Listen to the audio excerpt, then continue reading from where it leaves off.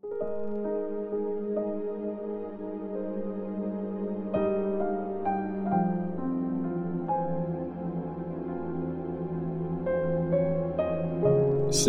John chapter 1. Galing ang sulat na ito sa leader ng church. Para ito sa iyo, ma'am, ang babaeng pinili at sa mga anak mo. Mahal ko kayo at hindi lang ako, mahal din kayo ng lahat na nakakaalam ng katotohanan. Kasi nasa atin ang katotohanan at nasa atin yun magpakailanman. Sa tulong ng katotohanan at pagmamahal, ipaparamdam sa atin ng Diyos Ama at ng anak niya na si Jesus Christ ang sobrang kabaitan, awa at kapayapaan. Ang katotohanan at pagmamahal.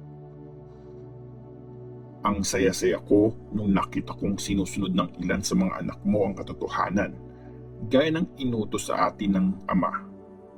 Ma'am, may request ako sa iyo. Hindi naman na to bagong utos. Nasa atin na ang utos na ito simula pa nung una. Magmahalan tayong lahat. At ang ibig sabihin ng pagmamahal na to ay dapat mamuhay tayo na sumusunod sa mga utos ng Diyos. At ito ang utos niya na narinig nyo nung una pa. Mamuhay kayo ng may pagmamahal. Nagkalat ang maraming manloloko sa mundo. Sila yung nagsasabing hindi dumating bilang tao si Jesus Christ. Mga manloloko at mga antichrist ang mga taong yun. Mag-ingat kayo para hindi nyo mawala ang mga pinaghirapan namin. Instead, makuha nyo ang premyo ng buong buo. Yung taong hindi sumusunod sa mga teaching ni Christ, instead, nagdagdag pa sa mga yun. Wala sa kanya ang Diyos. Pero yung sumusunod sa teaching ni Christ, nasa kanya ang Ama at ang Anak.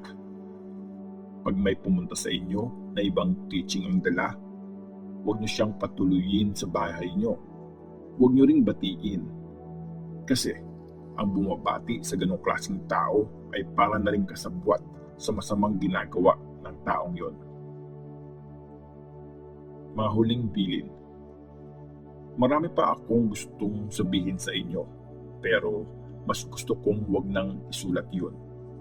Mas gusto kong bistahin kayo at kausapin ng personal para maging masaya talaga tayo. Kinukumusta ka ng mga anak ng kapatid mong babae na pinili rin kagaya mo.